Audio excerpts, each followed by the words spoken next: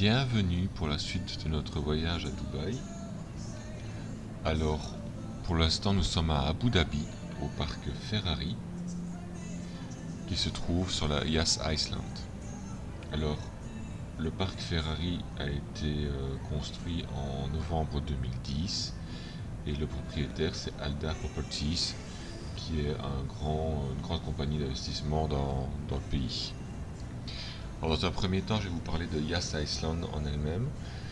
Donc en fait c'est une partie de terre qui se trouve à l'est de Abu Dhabi. C'est à une petite centaine de kilomètres de Dubaï. Il y a plusieurs parcs sur place, c'est-à-dire il y a le Ferrari, il y a Warner Bros, il y a un parc aquatique, il y a le circuit de Formule 1 aussi, et il y a un petit resort d'hôtel. Pour y aller, on peut soit y aller en taxi, on peut y aller en bus, et il y a aussi, quand vous avez des tickets valables pour les parcs, la possibilité d'avoir une navette qui va de Dubaï jusqu'à Yas Island. Il faut savoir aussi que pour les entrées au parc, en tout cas nous ce qu'on a fait et ce que j'ai constaté, c'est qu'il est plus intéressant de passer non pas par les sites des parcs, mais par le site internet de Yas Island. Pourquoi? Parce que si vous voulez faire les 2 ou 3 parcs qui se trouvent là-bas, donc vous voulez passer une nuit ou 2 nuits sur place, Yas Island propose des formules groupées en fait avec les nuits d'hôtel et les parcs attractions, et ce qui fait que les nuits d'hôtel ne vous reviennent quasiment à rien quand vous voyez ce que vous économisez sur les entrées d'attractions, etc. Je crois que pour 2 personnes avec un petit déjeuner, je crois que l'hôtel vous revient à une trentaine d'euros. Or il faut savoir que les hôtels là-bas sont absolument magnifiques. C'est des grosses chaînes et Yas Island est très très joli aussi. Franchement c'est très très beau, les vues sur la mer et tout ça. Le soir c'est magnifique aussi, c'est vraiment un très bel endroit pour séjourner entre 2 parcs. Et pour le prix qu'ils demandent, franchement ça vaut vraiment la peine, vraiment vraiment. Donc voilà, chacun fera ce qu'il veut, mais c'est un conseil que je vous donne. Maintenant pour ce qui est du parc Ferrari en lui-même, c'est un parc qu'on attendait énormément parce que forcément parc à record du monde, etc. Donc voilà, c'était fort intéressant. Malheureusement ici le Fiorano GT qu'on voit pour le moment, on n'a pas pu le faire parce qu'il était fermé. C'est un launch morer avec en fait c'est 2 trains en parallèle. C'est un dual qu'on appelle ça. Bon voilà, il faudra y retourner, pas le choix, hein. Ça arrive, franchement sur tout le séjour c'est le seul truc qui était fermé, donc on va pas non plus trop râler quoi. On s'en est plutôt bien sorti quand même. Alors dans le dôme en lui-même nous a vachement impressionné, c'est une structure qui est vraiment très belle. Les décorations sont pas mal non plus, franchement voilà, maintenant ça reste là vraiment pour le coup c'est vraiment juste des façades quoi. Voilà, c'est juste de la déco, il y a en général pas grand chose derrière les façades. Donc bon, mais c'est bien fait, voilà, c'est bien fait, c'est propre, il n'y a rien à redire là-dessus. C'est un bon parc. Par rapport à celui en Espagne, près de Port Aventura, bon, là, il y a quand même une grosse différence quoi. Il y a quand même une grosse différence. Ici il est quand même vachement mieux. Il a Il offre pas mal d'attractions différentes. C'est pas non plus le parc où vous passerez la journée complète, hein, faut pas vous. Voilà. Moi, ce que je vous conseille, c'est soit si vous allez en navette, c'est de prendre la navette, puis d'aller là-bas tranquillement, de faire votre parc, et puis d'aller à votre hôtel et d'aller un peu au bord de la piscine, etc., pour préparer la deuxième journée avec Warner Bros.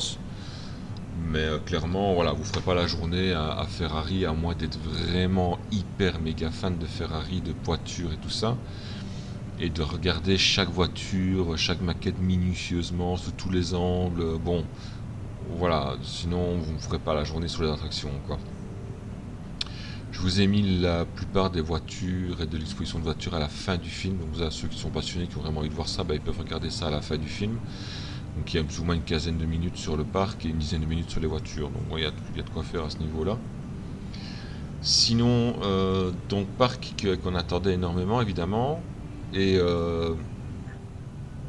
au niveau attraction, au niveau coaster, roller coaster, on n'a pas été déçu. J'avoue que ça envoie du lourd quand même. surtout Flying Aces, qui lui est une montagne russe de la marque Intamin, qui a été montée en 2016, euh, dont le symbole est l'avion jaune qu'on voit sur la vidéo. Alors lui vraiment, comme tous les coasters d'extérieur, avec la chaleur à Dubaï c'est pas forcément évident, donc on ramasse quand même pas mal. Mais le coaster en lui-même est absolument exceptionnel. Franchement, ça fait partie des meilleurs coasters que j'ai fait. En tout cas, celui qui m'a le plus plu. On ramasse bien et l'avantage évidemment c'est qu'on n'avait pas de fil d'attente, donc on a pu l'enchaîner 3-4 fois.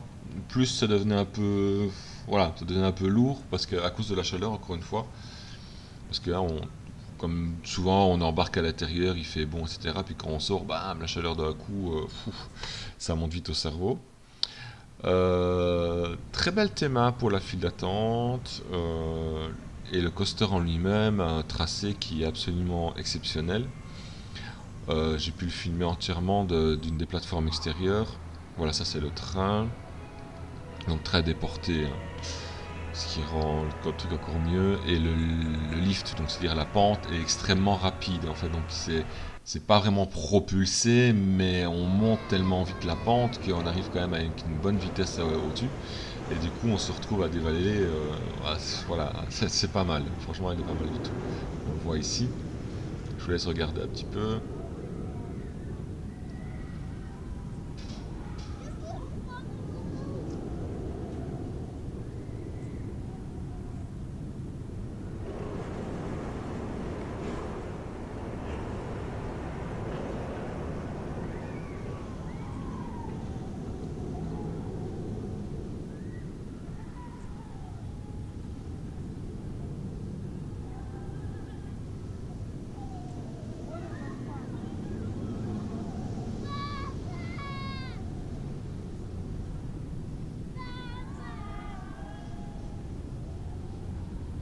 Donc c'est un coaster, comme vous pouvez le voir, qui envoie quand même pas mal, qui est très agréable, qui est extrêmement fluide, et ça fait vraiment plaisir de pouvoir rider quelque chose comme ça.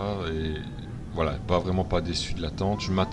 Enfin, je pensais vraiment que ça allait être quelque chose que j'allais vraiment adorer, et en effet, il est vraiment bien. Franchement, il vaut vraiment la peine.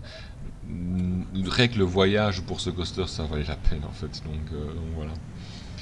Sinon, personnel, très gentil, hein, bon de le préciser vu que vous avez vu c'est pas le cas partout, mais non franchement ici ils sont très très chouettes.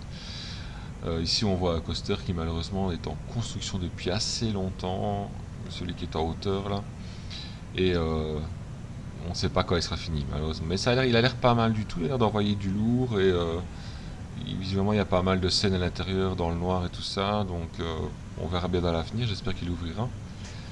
Sinon, oui, donc des petites balades en voiture, du kart, un flying theater, quoi d'autre, un dark ride, une balade scénique. Euh, on a évidemment la nouvelle attraction, on a le Formula Rossa. Donc voilà, il y a pas mal de choses à faire quand même. C'est pas mal du tout. Alors c'est comme je vous dis, il n'y a pas de quoi faire une journée complète, hein, ça c'est certain. On a mangé là-bas, c'était pas mauvais. Bon, voilà, on a mangé des pizzas forcément, hein, bon voilà, Ferrari oblige.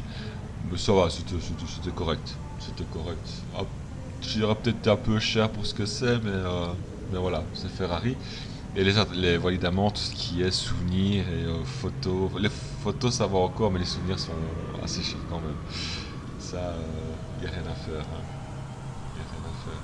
Par contre, il y a un très très beau magasin avec énormément de choses sur le thème de Ferrari. Donc, encore une fois, les passionnés vont être aux anges, hein. Franchement, il y a vraiment énormément de choses. Vraiment énormément de choses. Et ça, c'est plutôt cool. Alors ici on vient de voir le TurboTrack, donc voilà celui qui est au milieu ici, on le voit. TurboTrack, bah oui, vous êtes lancé, vous montez et puis vous redescendez, il fait de la traction. Voilà, la propulsion est sympathique, Maintenant, le coaster en lui-même, je sais même pas si on peut appeler ça un coaster en fait, mais bon, oui, si, c'est un coaster, mais voilà quoi, c'est pas extraordinaire, mais wow, enfin voilà, c'est fun quoi, la propulsion est fun. Tout ce qui est propulsé, moi j'aime bien, donc c'est toujours agréable, mais ça dure, ça dure 3 et 5 secondes quoi, donc alors, quand il y a personne, c'est agréable à faire. Ici, vous avez aussi les simulateurs avec des vraies voitures, par contre, j'ai trouvé ça super impressionnant. On va voir un peu plus loin où il y a aussi avec la Formule 1. On a les voitures de sport et Formule 1, les deux. Et c'est pas mal du tout, franchement c'est bien, c'est sympathique aussi. Une très grande piste de cartes aussi. Il y a énormément de simulateurs, il y a même une salle où on peut se retrouver à je ne sais pas combien de personnes, mais à mon avis pas loin d'une trentaine de personnes à faire la course avec un écran géant. Et vous êtes dans votre petite voiture simulation, etc. Donc ça permet d'organiser des courses de groupe, c'est sympa aussi. Le Flying Theater est assez cool. Le film est beau, les réactions aussi, les odeurs qui sont avec sont cool aussi. Donc franchement, c'est un bon petit parc. On sent qu'il y a quand même des investissements derrière et tout ça. On aimerait bien qu'il se développe un petit peu parce que c'est vrai que à part le TurboTrack ici qui est neuf, le reste ça date quand même quasiment de l'ouverture. Donc c'est un peu dommage, on espère que dans l'avenir ils vont pouvoir développer, et entre autres ce fameux coaster là qui est en construction au milieu de la salle et que on voit que ça va être quelque chose de bien, que c'est quelque chose de bon mais qui n'avance pas. Encore une fois, bah oui, il y a eu une récession il n'y a pas longtemps, donc les parcs ont un peu du mal, et puis bon, il y a pas de secret, vous voyez bien, il n'y a pas énormément de monde non plus dans les parcs d'attractions, donc voilà. Mais ce serait bien qu'ils avancent un petit peu, parce que voilà, ce serait sympa pour eux. Et ils ont deux trois bons coasters, donc ce serait bien que ça continue dans le même sens, quoi. Donc j'ai râlé de ne pas faire le Fiorino parce que je voulais vraiment le faire. Le Fiorano, pardon, pas le Fiorino, le Fiorano. Bon, voilà, ça sera pour une autre fois, tant pis. C'est comme ça. Sinon, quoi dire d'autre? Il y a un mall qui est juste en face, donc vous passez par un mall pour rentrer dans le parc Ferrari. Donc si vous avez besoin d'acheter 2 3 trucs, vous pouvez le faire là-bas aussi si vous trouvez c'est trop cher dans le parc. Le parc est grand, il est propre, et ce que l'on a beaucoup aimé, c'est que contrairement à IMG World, c'est qu'ils ont des plateformes en fait extérieures qui permettent de voir les attractions, de pouvoir les filmer, de pouvoir constater, enfin de pouvoir voir un peu ce qu'on va aller faire comme attraction. Ça c'est beaucoup mieux par rapport à IMG ou même à Warner Bros. Hein. Bon voilà, la plupart des parcs indoor ne le font pas. Ici voilà, il y a une belle petite plateforme pour chaque gros coaster. Ceux qui veulent aller fumer, ils vont fumer. Ceux qui veulent faire des photos, qui veulent filmer, ils filment. Donc ça c'est vraiment cool d'avoir une belle vue comme ça, bien dégagée sur les attractions. Et de pouvoir un peu sortir aussi, prendre l'air, parce que comme je disais, l'air conditionné c'est bien, mais de temps en temps, voilà, un petit peu d'air frais c'est pas plus mal non plus. Ça, on a vraiment aimé ça dans ce parc-là. Donc voilà, parc de qualité, parc à faire, parc extrêmement impressionnant. Le Formula Rossa qu'on va voir ici un peu plus loin, le lancement forcément hein, est extrêmement puissant. Le reste du coaster est assez plat et insipide. Donc c'est pas celui qui m'a vraiment plu le plus. Maintenant c'est un record du monde, donc oui ok d'accord, mais voilà quoi, c'était pas. J'étais assez déçu entre guillemets de la chose. Non, c'est vrai qu'à l'époque où il a été construit, il y avait quand même beaucoup moins de coasters lancés à des grandes vitesses en Europe, etc. Donc maintenant qu'on a pu voir et tester des nouveaux coasters avec des bonnes propulsions, c'est vrai que la différence entre guillemets de puissance entre le Formula Rossa et un Red Force par exemple, ben, on ne le sent plus à un stade pareil, on ne le sent plus, je vais dire vraiment la grosse différence. Donc, et le tracé après, parce que comme je dis, il est plat, il n'y a rien, il y a un grand virage, une toute petite bosse, puis boum, on rentre à la gare. Donc voilà, ça n'a pas été mon coaster coup de cœur Contrairement à Flying Ace où là vraiment il y a vraiment un beau layout, il y a un beau tracé, ça va vite, c'est speed, ça vous écrase, sentez les forces qui sont en présence et tout ça. Enfin voilà, on ramasse vraiment bien et c'est vraiment chouette à faire et c'est très fluide aussi. Mais celui-ci, voilà, un peu moins. C'était un peu moins. Parce qu'en fait, quand on arrive au sommet, ça dit autopathe, où on pourrait avoir un gros airtime, bah, le truc est extrêmement freiné, il n'y a plus de propulsion. Et bah, au final, on se retrouve avec un bête bon, voilà, bon, c'est tout. Donc ça, c'est un peu dommage. Mais bon, voilà, sinon, parc à faire et parc de toute façon mythique, quoi qu'il arrive. Donc, voilà. Fin de la vidéo, vous aurez donc toutes les voitures. Ceux qui ont envie de voir ça, bah, tout est là, tout est là derrière les autres. Donc, comme ça, vous pouvez profiter de ça tranquillement. Moi, je vais vous laisser là et je vais vous retrouver un peu plus tard pour le parc Warner Bros. Bonne fin de journée, au revoir.